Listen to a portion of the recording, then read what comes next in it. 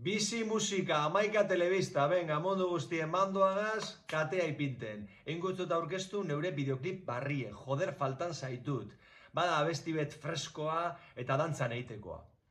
Batzutan, harreman sentimental bat amaitzen danean, batzutan pasetan da ez dugula ondo gainditzen. Da, hasten gara pilo bat txorrada egiten, pilo bat umekeri egiten, atentzinoa gehituteko. Bueno, horren inguruan egiten duzku berba, joder faltan zaitut abestiek. Ia gustotan jatzuen, da biba zuek.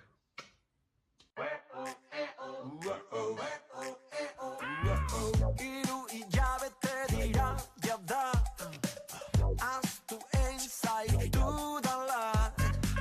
Ta orain begira, dena da dizdira, topera nabil Tinderren lehendakari. Biba ta biba, sinetxidazu. Gaur ere plana, jantzi dut hawaiana, rave bat dugu ara, trampa talgarak. Festa eta dantza gauetik goizaldera, sentitzen naiz erregea, dena dako zamena, heldu etxera. Joder faltan zaitut, harina zaiatzen zerotik hasten disimulatzen baina. Joder faltan zaitut. Gauza da zuburutik kentzea, ta hori lortzeko egin dudena. Metxak tintatu gin baten apuntatu ni, sasi txamanetan soldata gastatu denetik baina. Joder faltan zaitut, harina zaiatzen zerotik hasten disimulatzen baina. Joder faltan zaitut. Joder faltan zaitut.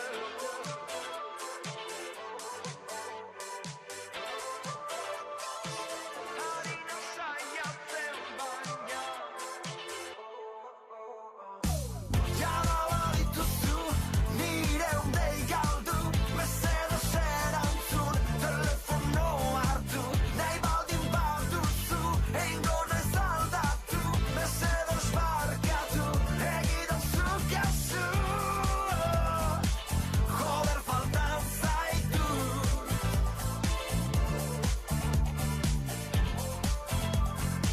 Joder faltan zaitut.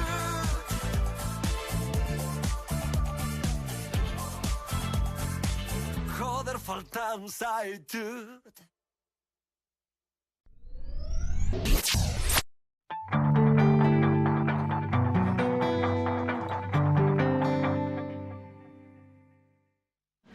Nik Ez dut inoiz izango urreko mugikor bat. Inoiz ez, mugikor berri bat, hilean oso gutxiratik. Orain Euskaltelen bezero izateagatik estrenatu Samsung Boss G hau hilean 9 € ordainduta. Eta oraindik bezero ez bazara ere bai. Euskaltel, zer nahi duzu bihar?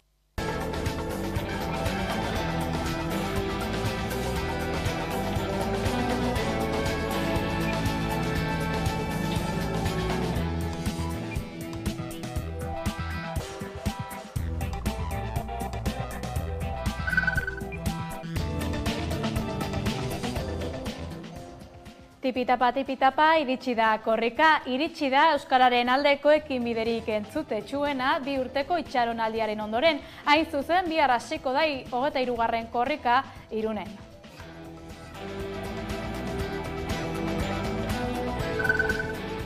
Gure eskuk herri harrotasuna erakutsi nahi du korrikak iraun bitartean ere. Hala, zenbait ekintza antolatu ditu datozen egunetarako. Lehena, bihar bertan izango da Irun eta Hendaia arteko Santiago Zubian ikurrinen tunela sortu nahi dute, eta horretarako ikurrinak eta Nafarroako banderak banatuko dizkiete joaten direnei.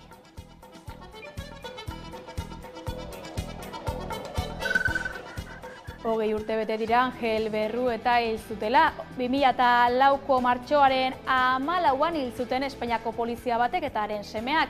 2 egun lehenago Al-Qaedak Madrilen egindako atentatuan 193 lagun hil ziren, baina hauteskundeen testuinguruan Espainiako gobernuak eta PPek etari egotzi zioten ekintza hura. Hain zuzen, Pilar Rubiok bat egin zuen bertsio horrekin eta atentatuarekin lotzen zuen kartel bat jarri nahi izan zuen Berruetaren okindegian. Hark uko egin ostean, Rubio bere senarrarekin eta semearekin itzuli zen okindegira. Labankadaz eta tiroz hil zuten Berrueta.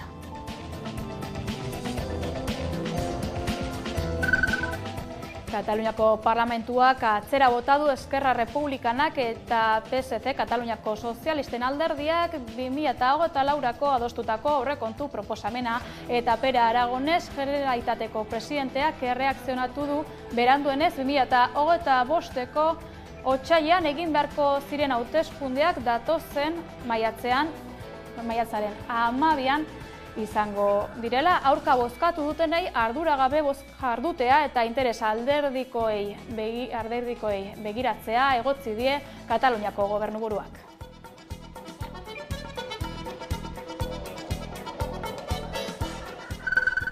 Esan bezala, bihar hasiko da 23. korrika, baina nolakoa izan zen lehen korrika 1980an.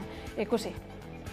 Lehenengo korrika zen hura, eta denontza zen abenture izugarri bat, nola aterako zen, Euskal Herri guztian, herriz herri, eta deno horrela gamintzen. Euskal Herri guztietan deno bai euskarari, bat korrika, bi korrika, milaka korrikari. Euskal Herri guztietan deno bai euskarari.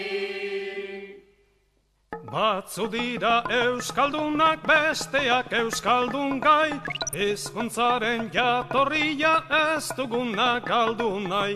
Odoletik baino hortik gara gehiago anai, guk ere bai, zuk ere bai, esan euskarari bai. Bat korrika, bi korrika, milaka korrikari. Euskal Herri guztietan deno bai euskarari.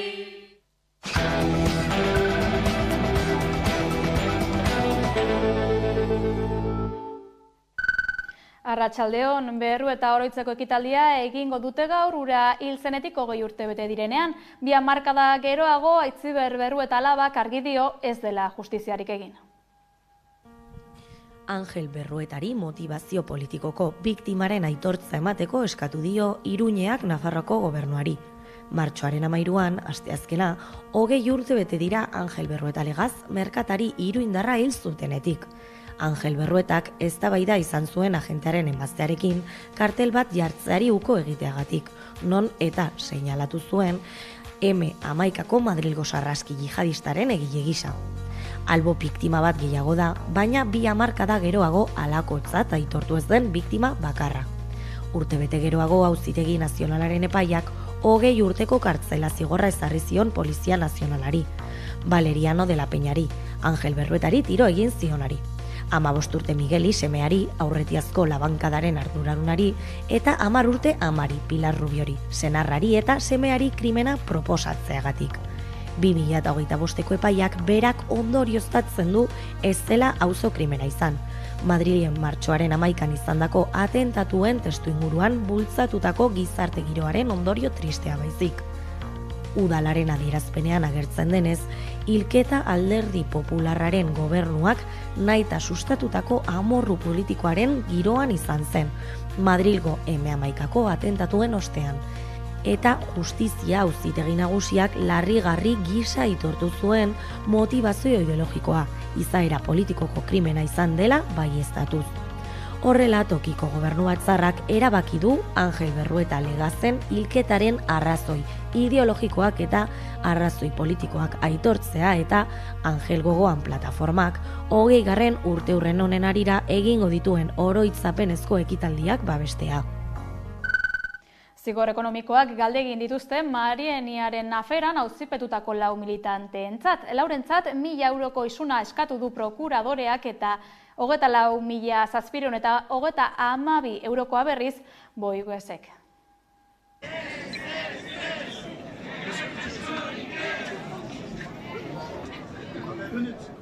Badira, hautetxi asolagabeak, handien interesak zaintzen dituztenak eta ez herritarren interesak, bada Bouygues multinazionala eta bada ere orain justizia gure kontra.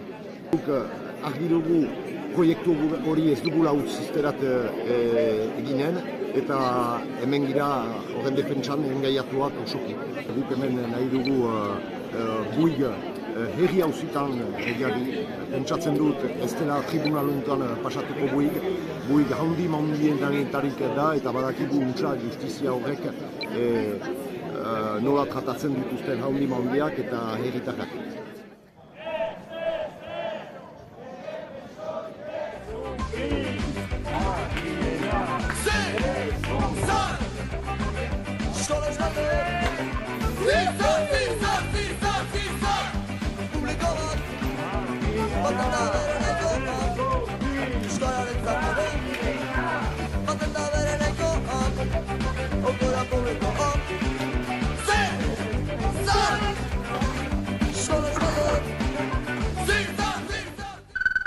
Hezkuntzan huts eta 3 zikloko LAB, ELA, STEILAS, AFAFNA, UGT eta Comisiones Obreras sindikatuek asteak daramatzate elkartzen Hezkuntza Departamentuak Nafarroa Garaiko ikastetxe publikoetan 2 urteko aurren gelak ezartzeari buruzko informaziorik emanez eta garrentasunik erakutsi ez dutela eta kezkatuta.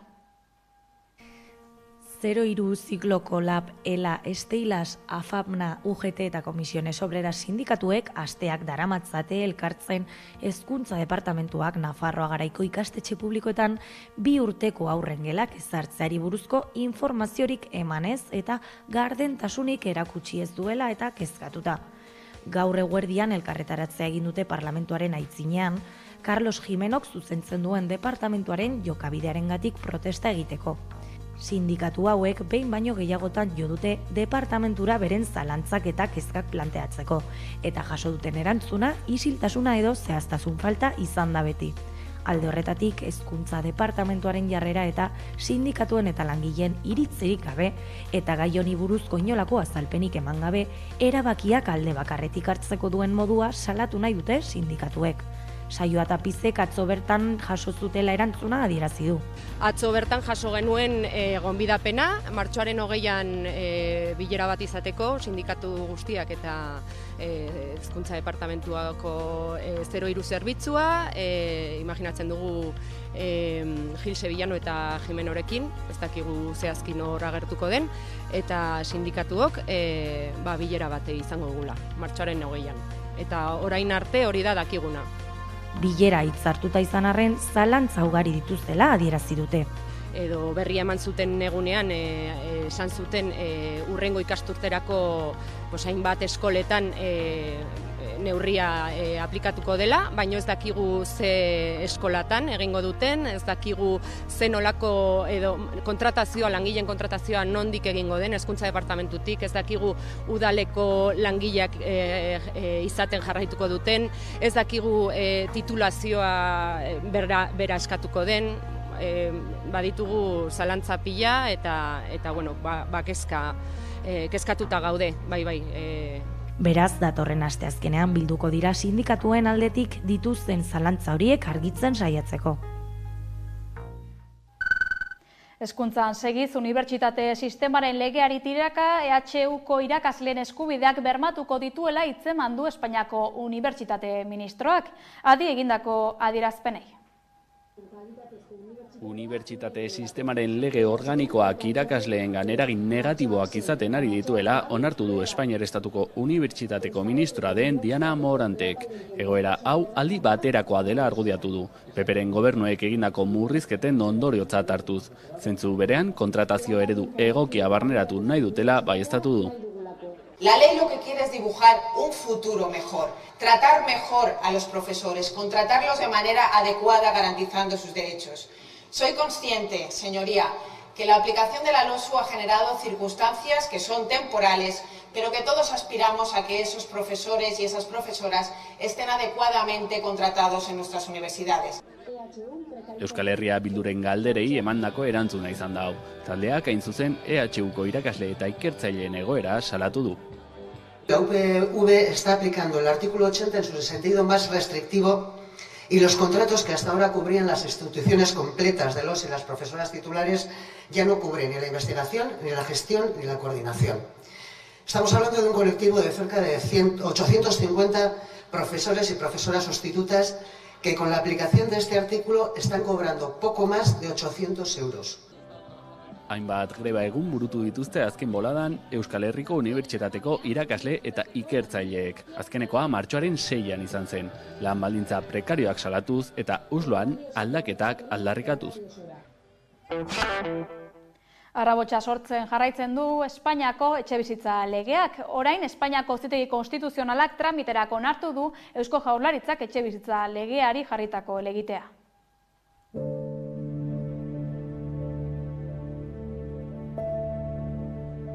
Auzitegi Konstituzionalaren osoko bilkurak tramitera onartu du Eusko Jaurlaritzak 2023ko maiatzaren 24ean legaren zenbait artikuluren aurka jarritako konstituzio kontrakotasuneko errekurtsoa eskumenak urratzagatik. Helegitea Eusko Jaurlaritzako 3 sailburu sozialistak ados egon gabe aurkeztu zen. Zehazki Iñaki Arriola etxebizitza sailburu sozialistak adierazi zuen estatuko etxebizitza legeak ez duela derrigortzen, erkidegoei gai horretan neurriak hartzea errazten diela baizik.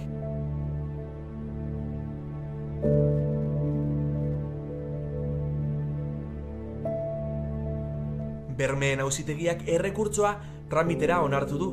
Konstituzionalak ohar batean azaldu duenez, dagoeneko 8 konstituzio kontrakotasuneko helegite jarri dituzte etxebizitzaren legearen aurka. Besteak beste PPek kongresuan dituen 50 diputatuk. Bestalde, Kataluniako Generalitateak eta Galiziako Xuntak aurkeztutako konstituzio kontrakotasuneko errekurtsoak onartzeke daudela gogorarazi du konstituzionalak.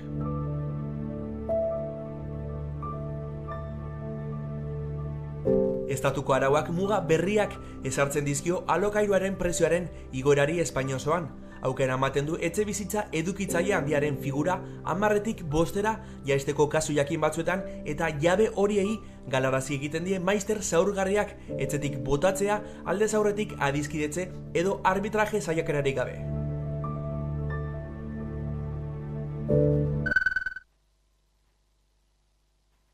PSeko lehendakari gai Eneko Anduezak ez du argitu nahi norekin osatu nahiko lukeen koalizio gobernu bat apirilaren 21ko hauteskundeen ostean, baina bai norekin ez lukeen egingo EH Bildurekin. Hain zuzen, koalizio subiranistari eta EAJari leporatu die Gernikako estatutua oraindik berritu ez izana, denbora galdu dutelako euren obsesio subiranistekin.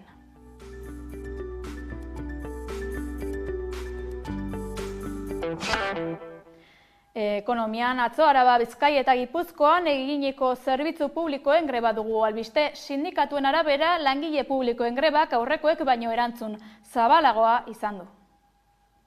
Oso zabaltzat jo dute grebak euskal sektore publikoan asteartean izan zuen jarraipena. Eta zenbait arlotan abenduaren 19ko deialdian baina handiagoa izan zen. Hala nola hezkuntzan, administrazio orokorrean eta udaletan, komunikabideetan edo privatizatu gabeko garraio kolektiboetan. Hori dela eta Eusko Jaurlaritzari negoziatzeko borondaterik ez duela eta hausnartzeko eskatu diote. Greba urtebete baino gutxiagoan sektore honetan egiten den 3. da. Zerbitzu publikoen alde, soldatak eta enplegua hemen adostu lelopean. Eta 150.000 langile inguruk parte hartu zuten. Greba horren bidez, deitzaileek sektore publikoaren lan baldintzak salatu nahi izan zituzten. Izan ere, erosteko ahalmenaren galera 8% gorakoa izan da azken 2 urteetan. Eta behin-behinekotasunak muga historikoa ukitzen du, 44% iritsi baita. Horregatik, aurten soldata 10% igotzea eta behin-behinekotasuna 8% jaistea eskatzen dute. Zerbitzu publikoetako elako arduradunak Igor Eizagirrek adierazi duenez, jarraipena oso zabala izan zen, eta sektore batzuetan hobetu egin dira abenduaren 19ko grebako datuak. Hezkuntzan eragin nagusia irakasleen artean 65% izan zen, aurreskoletan 65% eta sukaldean eta garbiketan 160%tik gorakoa. Elako ordezkariak gaineratu zuen administrazio orokorrean eta udaletan eragina aurrekoa baino handiago izan zela, baita komunikabideetan ere, baita pribatizatu gabeko garraio kolektiboetan. Jarraipena oso zabala izan baita. Ildo horretan, Eizagirrek espero du grebaren eraginak egungo Eusko Jaurlaritza, etorkizuna erakundetako agintariak eta alderdi politikoak gogoraraztea. Eusko Jaurlaritzaren negoziatzeko borondaterik eza kritikatu ostean, estatuko aurrekontu orokorren negoziazioari begira, bere botoak zerbitzu publikoak hemen erabakitzen direla bermatzeko balio dezala eskatu die euskal alderdiei. Langileen aldarekin segizazuriko Siemens Gamesako langileek mobilizazioa egingo dute bihar lan baldintza hobeak eskatzeko. Siemens Gamesako Arazturiko lantegiko langileek mobilizazio dinamikarekin jarraitzen dute euren lan baldintzak enpresako Nafarroako beste lantegietako baldintzekin parekatuko dituen hitzarmena lortzeko. Greba mugagabean daude otsailaren 5etik eta aurretik ere egin zituzten grebak eta lanuzteak. Jada hilabete bat baino gehiago daramate greban. Prozesu honen hasieran, tokiko zuzendaritzak eta batzordeak bilerak egin zituzten akordio bat lortzen saiatzeko. Baina sindikatuek uko egin zioten azken proposamenari eta langileen batzarraren babesarekin greba egitea erabaki zuten. CGT-ko bi ordezkarik, Komisiones Obrerako bik eta Elako bateko osatzen dute langileen alderdia, eta bulegoen hitzarmen korporatiboa aplikatzea eskatu dute. Arazturiko Siemens Gamesako langileek aspalditik eskatzen dute euren lan baldintzak enpresa bereko beste langile batzuek dituztenekin parekatzeko. Hala nola, Sarrigurengo eta Agustinoseko plantilenekin. Bihar ekintza bat eginen dute beste zentruekin duten diskriminazioa salatzeko. Lehen ezinbestekoak eta orain ikusezinak lelopean, eta diskriminazioarekin bukatuko duen hitzarmena eskatuko dute. 9:30 parlamentuko aitzinean izanen da. Jaialai Lig zestapuntako txapelketa urte osora zabaldu da, etenigabeko egutegia izango du 100 partida baino gehiagorekin eta 4 izatetik 13 txapelketa puntugarri izatera igaroko da, tartean apirilaren 13tik 26ra Gasteizko Olabe pilotalekuan jokatuko den Araba Euskaraz Master Seriesa. Gasteizko Olabe pilotalekua Jaialai Ligako egoitzan bilakatuko da Araba Euskarazen aldeko zesta punta txapelketarekin. Aurreko urteko arrakasta ikusita, ikastolen aldeko jaiak 3 jardunaldiko txapelketa antolatuko du Araba Euskal Pilota Elkartea eta Gasteizko Jaialai klubarekin batera. Apirilaren 13 eta 26 bitartean jokatuko da Olabe pilotalekuan. Gasteiz zesta punta zirkuituaren egoitza ofiziala izango da beraz, master kategoriako jaialdia hartuz. Honekin batera bukatu berri den Durangoko Euskotren Women Winter Series txapelketan aritutako puntistek ere hartuko dute parte Olabe pilotalekuan jokatuko den jaialdian. Eta berritasun bezala, Gasteiz Jaialai eskolako umeak ere protagonistak izango dira. Urtean zehar ikasitakoa pilotalekuan erakusteko aukera izango dutelarik. Honekin guztiarekin, Araba Euskaraz, Arabako ikastolen aldeko festaren alde egingo da. Aurtengo edizioa, azkenekoen moduan, Olarizuko zelaietan ospatuko da ekainaren 16an. Mugaezin lelopean, Oiongo San Bizente ikastolaren proiektua eta ikastolek Arabako Herriosan Euskararen alde egiten duten lana ezagutzera ematea izango da aurtengo Araba Euskarazen helburua. Kultura inguruko berriei dagokionez, zer dugu Iratiagirre Azkuenaga? Josu Martinezek zuzendutako Bizkarsoro filma ikusteko aukera izango dugu Loraldia Festivalean. Hain zuzen igande honetan, martxoaren 17an izango dugu lan honetaz gozatzeko aukera. EHUko Bizkaia aretoan emango dute filma, 20. mendean zehar gertatzen diren 5 istorio ardatz izango dituen filma hain zuzen. Bizkarsoro existitzen esten herri bat da, baina Euskal Herriko edozein herri izan ziteken. Joan den urtean estrenatu zen filma Donostiako 71. zinemaldiaren zinemira atalean. Eta orain Loraldia Festivalaren 10. edizionetan ikusteko aukera izango dugu. Eta film berezi honetaz disfrutatzekoa. Izan ere Euskara eta Euskaldunak dira lan honetako protagonista nagusi, horregaitik baita ere Loraldia Festivalean aurkezten da. eta biek jasandako errepresioa du ardatz filmak. EHUko Bizkaia aretoan proiektatuko dute filma, martxoaren 17 izan bezala, arratsaldeko 7 igande honetan. Bizkar sorotarrak fikziozko personaiak dira, eta era berean euskaraz bizitzeagaitik jasarriak izan direnak, eta jasarriak izan diren euskaldun guztiak izan zitezken bizkar sorotarrak. Josu Martinez zinemagileak zuzendutako lehen fikziozko lana da hau, eta ahozko lekukotzetan eta idatzitako testuetan oinarritutako fikziozko 5 istorio aztertzen ditu edo agertzen ditu bertan zinemagileak. Bestetik, Loraldia Festivalaren barnean baita ere, gaur bertan Arriagan munduari begiratzeko modu berri bat izango dugu. Kirmen Uribek, Mikel Urdangarinek, Rafa Ruedak eta Jon Kainaberasek zaharregia txikiegia agian ikuskizuna berreskuratu dute, zenbait berrikuntzekin. Gaur bertan esan bezala, Bilboko Loraldia Festivalean eskainiko dute, eta jakin badakigu 2003ko udaberrian Kirmen Uribek eta Mikel Urdangari zaharregia txikiegia agian musika eta poesia ikuskizuna aurkeztu zutela. New Yorken aurkeztu zuten hain zuzen ere. Urdangarien musikareakin, Uriberen poemekin eta gizaki garaikidearen keskak ardatz zituzten kantuekin eta poemekin. Eta ondoren Rafa Rueda eta Bingen Mendizabal musikariek lagunduta disiplina desberdinetako sortzaileen laukotea lortu zuten edo sortu zuten. Ezta rock alternatiboa ere uztartuz eta hainbat lekutan taularatuz ikuskizuna. Oraingoan aldiz berrikuntzekin datoz, esan bezala, eta eurak agertu bezala, naiz eta urteak igaro, guztientzat, esperientziak eta bizipenak pilatu nahi izan dituzte, eta munduari begiratzeko beste modu bat eskaini. Aintzina Folken estrenatu zuten abenduan, 2023ko abenduan, eta orain Loraldia Festivalean izango dugu ikusteko Hitzordu Arriagantzokian, eta gogoratu, Loraldia Festivalak 10. urte hurrenean ere poema beretik hartu izan duela lema, munduari begiratzeko modu bat. Bilbao poesia jaialdiare badugu izpide, 25. urte hurrena ospatuko baitute ostiral honetatik aurrera martxoaren 25-etik, datorren igandera martxoaren 24.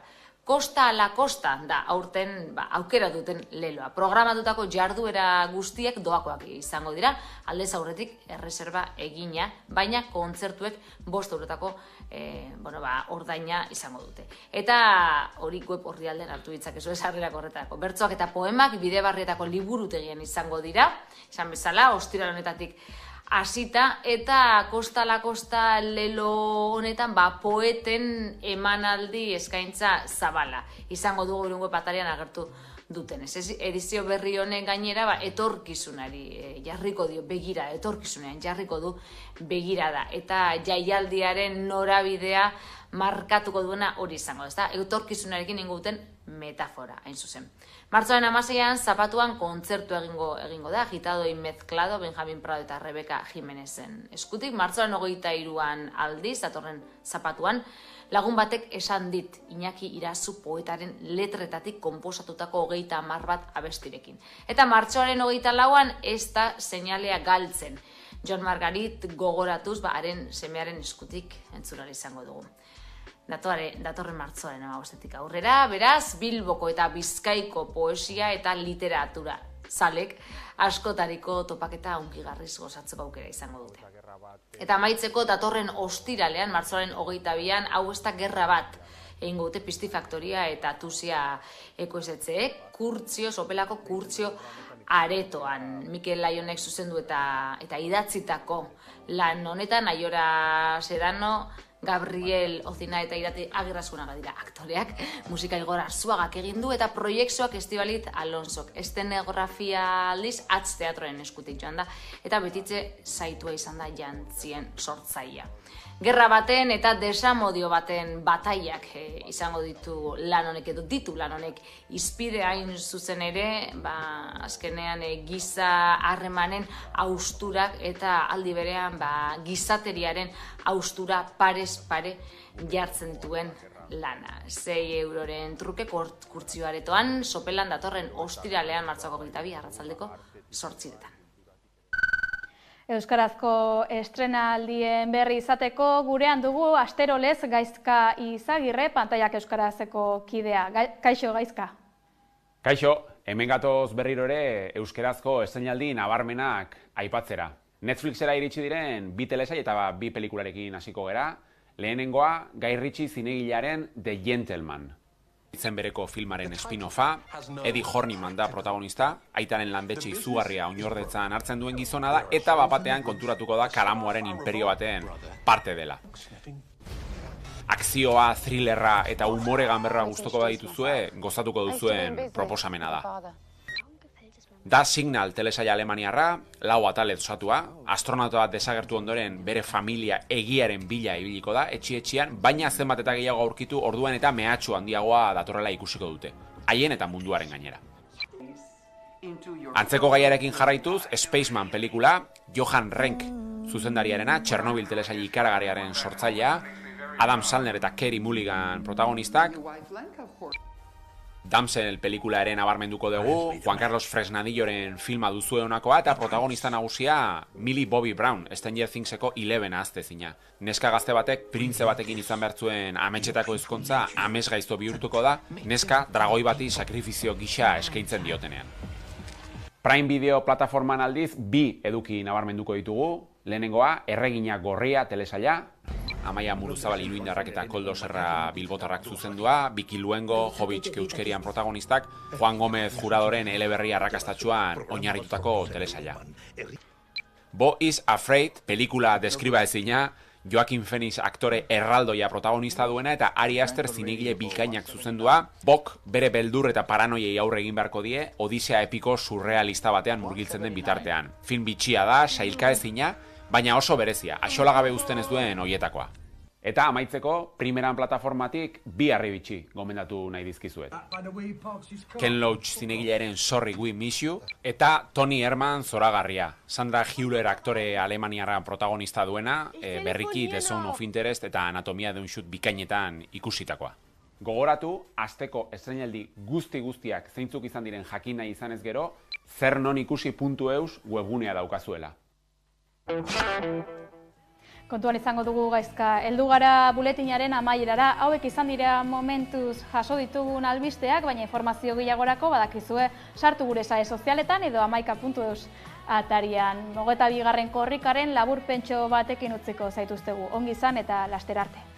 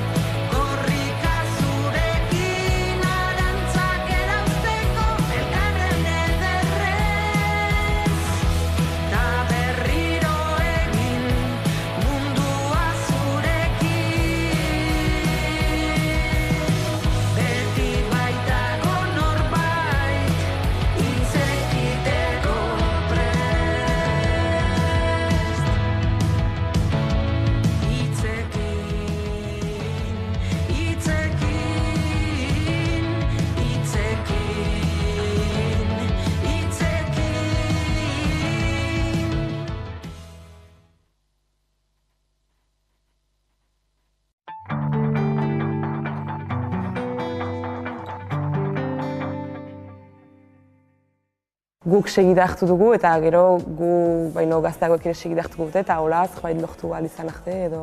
Erasoak, sinpleki haizea eta euria eta tempesta, bainan alere sutik irauten du alduen einean oialetxeak. Lortuko dugu, Baxua eta Brebeta euskaraz.